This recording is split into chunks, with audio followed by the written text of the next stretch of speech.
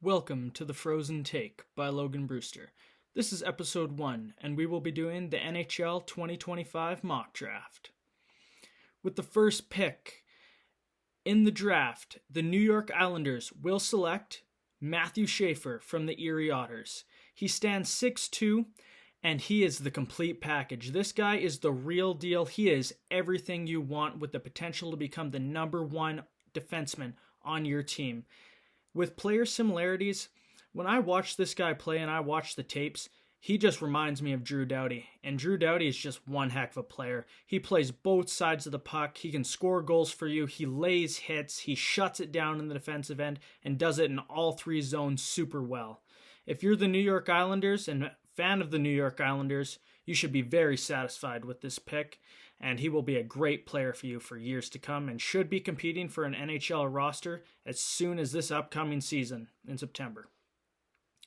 Now, moving on to the number 2 overall pick in the draft, the San Jose Sharks will select Michael Misa, and this is great value. This guy went over 2 points a game for the Saginaw Spirit and is just a monster with the puck.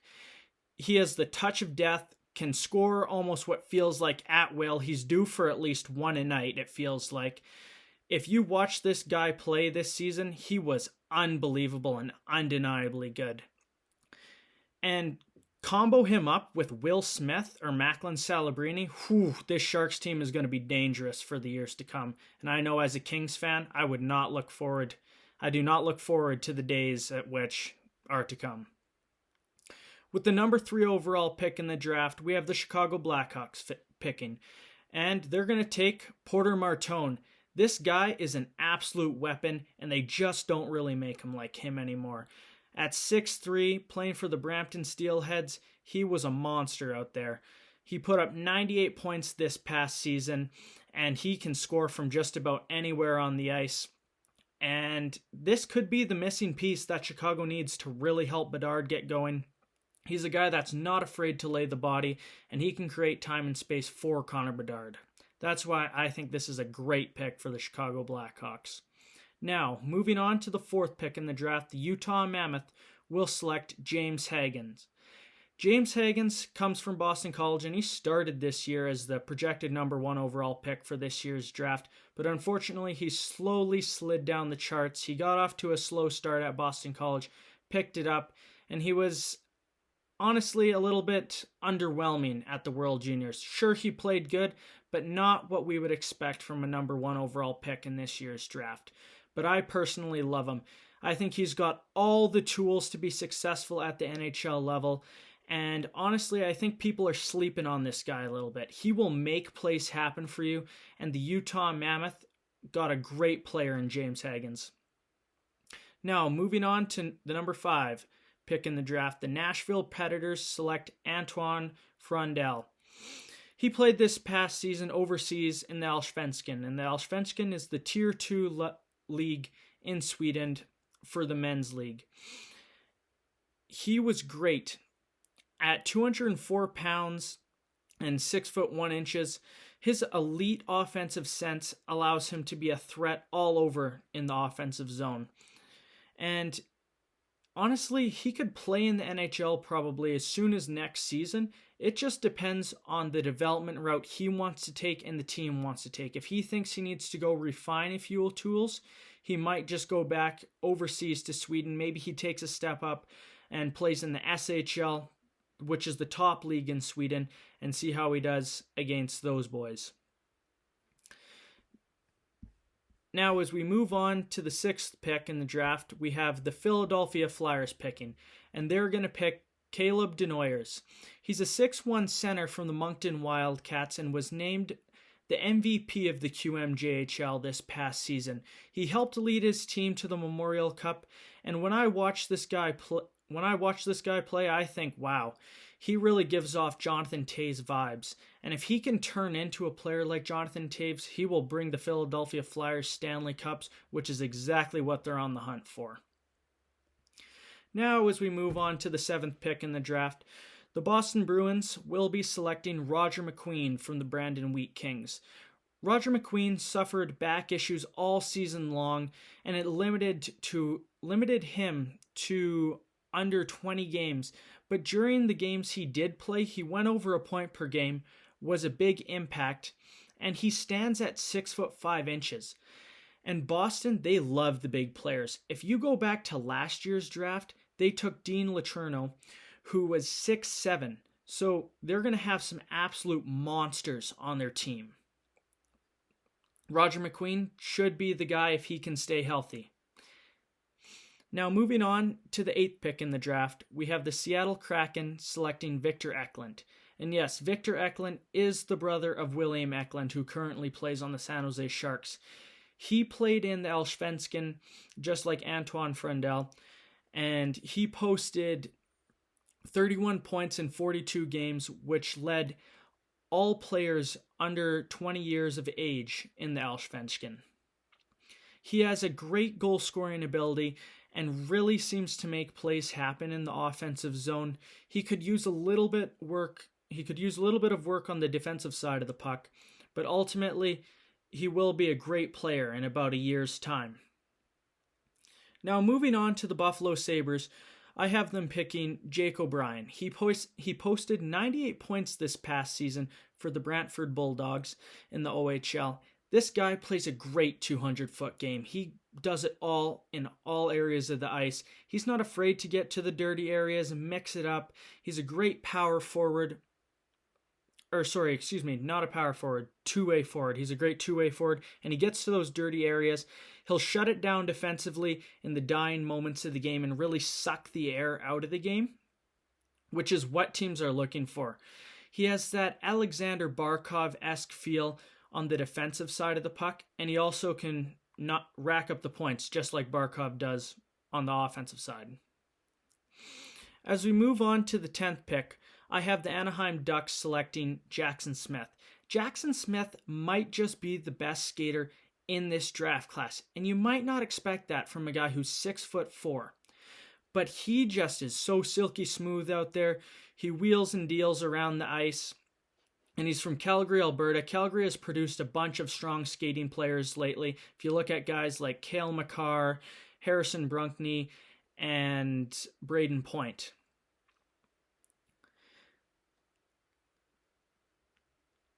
Moving on to the 11th pick in the draft, I have the Pittsburgh Penguins selecting Brady Martin.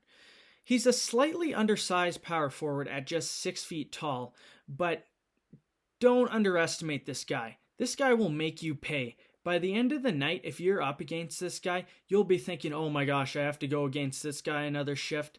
Like, give me a break, because he will just run you straight into the ground and wear you down to the point where you have nothing left, and that's right where he wants you. And once he's got you there, that's when he starts racking up points on you for the team. And this is why he helped the Sioux Greyhounds achieve some great success this past season, and he posted 72 points for them. Here, with the 12th overall pick in the NHL draft, the New York Rangers will be selecting Radim Murtka.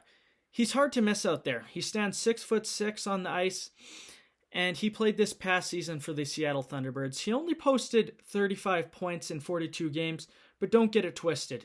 This guy is really good on the defensive side of the puck. He's not afraid to lay the body, and when he hits you, you feel it. It hurts. When you get hit by a guy who's 6'6", man, oh man, you are going to be hurting when you go back to the bench. Really, what separates him from a lot of the other defensemen is his compete level. This guy has an absolute motor on him. He will run you straight into the ground. He wants to punish you. He thrives off that. But he's more than just a physical player out there on the ice. He thinks the game excellently.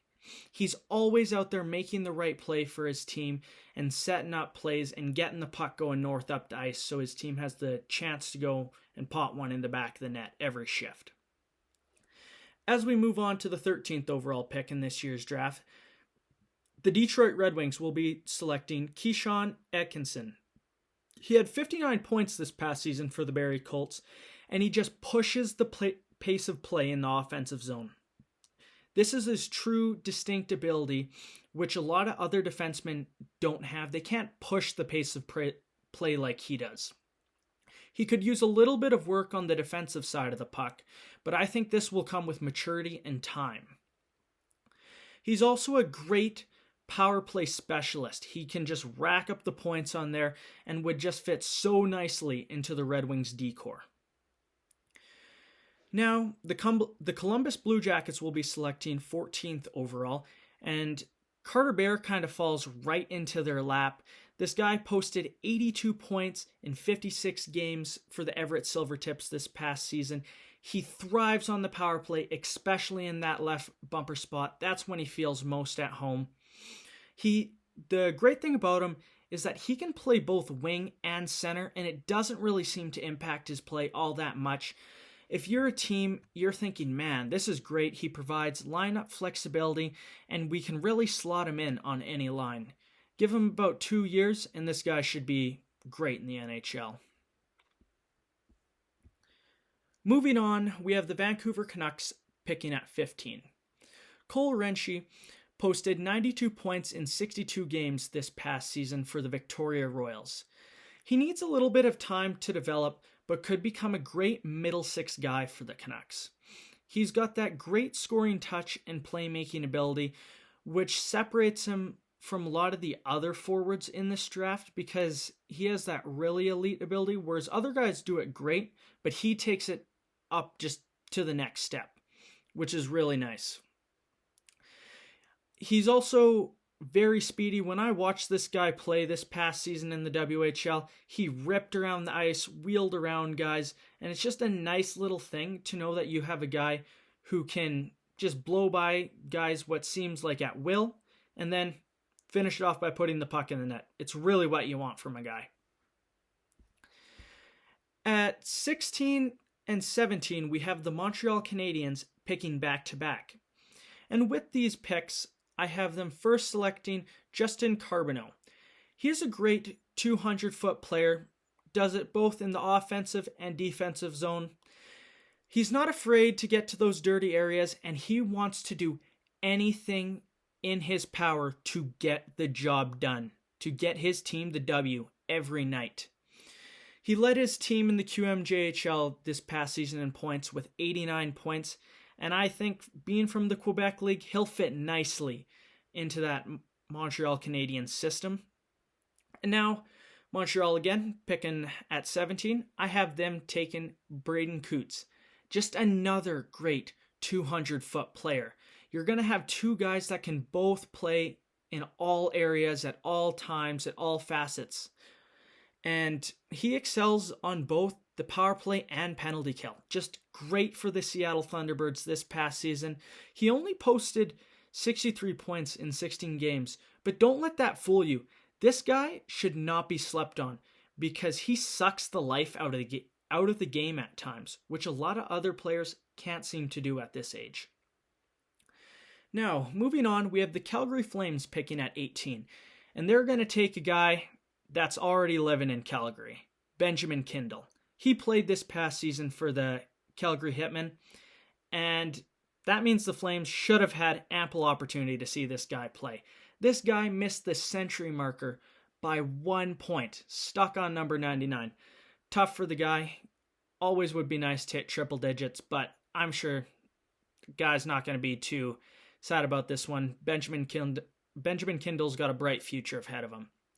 This guy's got lethal goal scoring ability, and he's able to just elevate his teammates on the ice, which is what you need. If he can continue to elevate his teammates as he takes steps in the direction of the NHL, this is where he can really start to separate himself from everyone else in this draft class.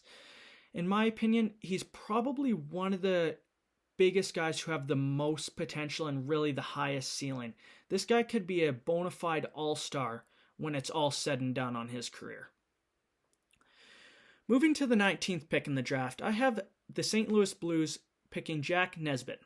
He's a big 6'4" center that played this past season for the Windsor Spitfires. He finished 1 point shy of a point per game at 64 points in 65 games.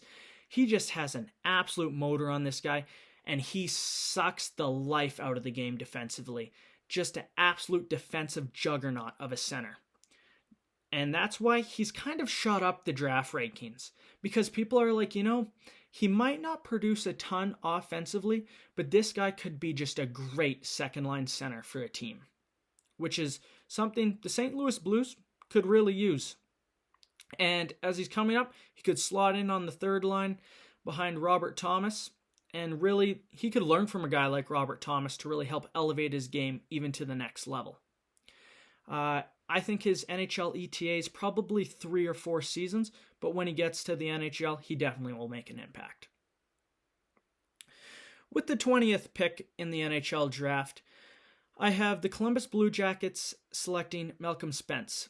Malcolm Spence was one of the more highly rated prospects at the beginning of the year and has slowly slipped down the draft rankings a little bit, but don't forget, he's a high-end playmaker with great speed, which means that at any moment and any shift, he can make something happen for his team, which is something the Columbus Blue Jackets desperately need. They need someone who can really just do things at will and make plays happen. This provides Adam Fantilli more support moving forward. And at the World Under-18 Championships, he posted 7 points in 7 games for Team Canada and looked phenomenal. For the next season, Malcolm Spence will be taking his talents and playing at the University of Michigan. The Ottawa Senators, with pick 21, will be selecting Cameron Schmidt. Cameron Schmidt had 78 points in 61 games this past season for the Vancouver Giants, and he provides a nice goal-scoring ability for an Ottawa Senators team that could really use a little bit more of that. They're lacking goal-scoring, and this is something Cameron will be able to provide for them. Now, as we move on to the 22nd pick in the draft, the Philadelphia Flyers will select Logan Hensler. He's a 6'2" defenseman who had 12 points in 32 games this past season for the University of Wisconsin. You might think, wow, that's not a lot of numbers. But don't sleep on this kid. He also helped the USA win a gold at this year's World Junior Tournament. And that's when people kind of thought, oh, there's more to him. He might not produce a ton of points, but he plays a very mature style of hockey, which is really needed at the NHL level. So you don't really got to worry about him kind of making silly mistakes out there on the ice because he's going to be responsible for you and not turn the puck over at dire moments of the game. With the 23rd pick in the draft, the Nashville Predators will be selecting Lyndon Lakovic. He led the Moose Jaw Warriors in scoring even though he missed 21 games due to injury. The Moose Jaw Warriors weren't the strongest team this past season, but he was probably one of the few bright spots that team had, if I'm being honest. He's a big offensive threat with the ability to set up his teammates. And when the Moose Jaw Warriors needed a goal at times, this was the guy that got them the goal. And that's why I think he holds value strong for the 23rd overall pick in the draft. Great value pick for the Nashville Predators. Upcoming, we have the Los Angeles Kings selecting Bill Zonin with the 24th pick in the draft. This is another guy who I think is just great value for where he is in the draft. Getting him at 24 is great. He's 6'2", he's got great size, he can play center and wing. He led the Huskies this past season, he was second in scoring for the Huskies this past season in the Quebec Major Junior Hockey League. He's true special team specialist, great on the penalty kill, but also stellar on the power play. He can really do it all for the team, and that's really what the LA Kings need, as they seem to be missing just a few things. They need someone to really get their power play going, and Bill Zonin could be the guy who really ignites it all and helps it get it going on the right track. Personally, I think he needs maybe 1 year, maybe a second year, and then he'll be ready for the NHL. And I think he's very similar to Liam Greentree, who the LA Kings took in last year's draft. With the 25th overall pick, the Chicago Blackhawks are taking Cullen Potter. This guy has the potential to be a top 6 winger, And Cullen had a great season with Arizona State University. He posted 22 points in 35 games, and he also helped Team USA win a bronze at the World U18s. I think this guy will only elevate, and if he returns to ASU for the next season, honestly, don't be surprised if this guy goes over a point per game, hits 40, maybe even mid 40s. If he gets 50, that would be crazy. And that teams would have been like, man, we missed. We should have taken this guy earlier on in the draft. With the 26th overall pick, the Nashville Predators are back up selecting, and this time they need a defenseman. So they're going to select Sasha Boumedienne. He's a defenseman that played for Boston University this past season, where he had 13 points in 40 games. And you might be thinking, ooh, these numbers definitely not the best. But he also plays a very mature style of hockey for his age and for the level he plays at. For how young he is, he makes the right play all the time, which is really what you need from a player. And this is what's really going to bring him to be a true top 4 defenseman when his time comes for the NHL. And what really helped him shoot him up the draft rankings was his performance at the U18 World Championships, where he had 2 points a game. Yes, you heard that right, 2 points a game. He had 14 points in 7 games at the World Championships, U18s. And that's when people really took notice, and they were like, ooh, maybe we slept on this guy a little bit, so we got to take notice. And they gave him respect where respect is due. I'm doing the same, and that's why I believe he gets taken with the 26th pick in this year's draft. Now, moving on to the 27th pick in this year's draft, the Washington Capitals select Cameron Reed. He played this past season for the Kitchener Rangers, and this guy is an explosive skater. He will rip around the ice and blow by guys almost at will. If you're a defenseman, you got to watch out for this guy and take note when he's on the ice so he doesn't make you pay. He's also not afraid to lay the body, which brings scouts some intrigue, because a guy who can just skate and then has a combination of physicality too, you don't always see that very often. And so that's why once he gets up to full speed and he lays the body on you, you're going to be feeling it. I believe he has the true potential to become a top 4 defenseman in the NHL, and this is just a great pick for the Washington Capitals overall. Moving on, the Winnipeg Jets at 28 will be selecting Riker Lee. He had a great season this past year in the USHL for the Madison Capitals. He posted 68 points in 58 games. His greatest strength is probably his confidence with the puck. When he has the puck, he feels most at home and really surprises people. Once he gets the puck, it seems like almost anything is possible when that puck's on his stick, and really, he can make teams pay. He dishes it out to his teammates, so if you're thinking, oh, I got him on lockdown, next thing you know, boom, puck's on his teammate's stick, and then next thing you know, it's in the back of your net, and you're thinking, man, what do I got to do to stop this guy? With the 29th overall pick, we have the Carolina Hurricanes selecting William Moore. The best thing about William Moore that I like from watching him was his quick release shot. He can shoot that puck from the tightest of spaces, which really can catch teams and goalies and defensemen off guard, which is really what you want from a guy. A guy who can almost score from the tightest of areas is just a great skill to have, especially as you move up levels into the NHL, where time and space is just almost non-existent at times. That's a great skill to have. He played for the U.S. National Development Program, and he posted 91 points in 96 games between his games played in the USHL for the National Development Team, specifically like when they would go and play the NCAA Division I teams, and I'm also taking into account Williams' U18 World Championship games as well in this 91 points in 96 games. The San Jose Sharks are back up in picking with the 30th overall pick, and this time around, they're going to take a defenseman. I might get this last name wrong, Henry Bushnowicz. He had 42 points in 67 games as a defenseman, and he played on the Memorial Cup champions London Knights. And yes, he plays with Sam Dickinson, who the San Jose Sharks took in last year's draft. You know, this could be a great pairing for the San Jose Sharks. They're going to have some chemistry. They're familiar with each other, and that's why I really like this pick for the San Jose Sharks. It's just two guys that will make an excellent pairing for them in the future.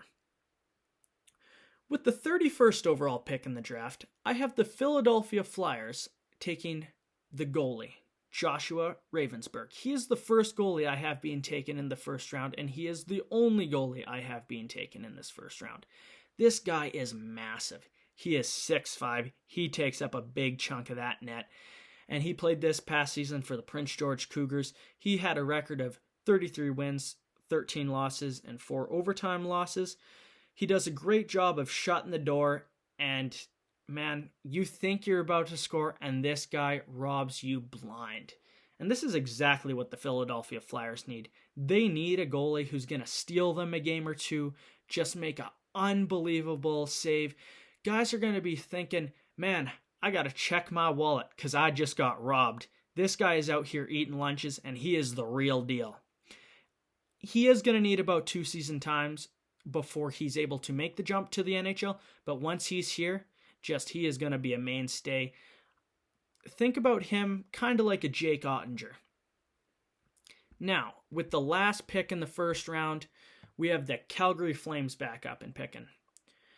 And here, they're going to take Cole McKinney. He helps provide the Flames with more center depth, which is something they need. This past season with the U.S. National Development Program, he had 61 points in 60 games.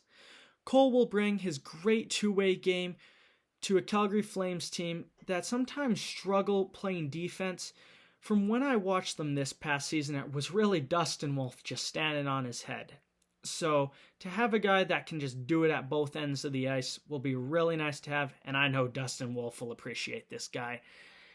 And he will be taking his talents to the University of Michigan for next season. And that will conclude our NHL 2025 mock draft. I hope you enjoyed, and in just a few days, I will be breaking down the actual results of the draft. We will take a look back to see how many picks I got right. Maybe I did a great job. Maybe I'm absolutely crazy. Only time will tell. I'll see you in the next episode. Peace.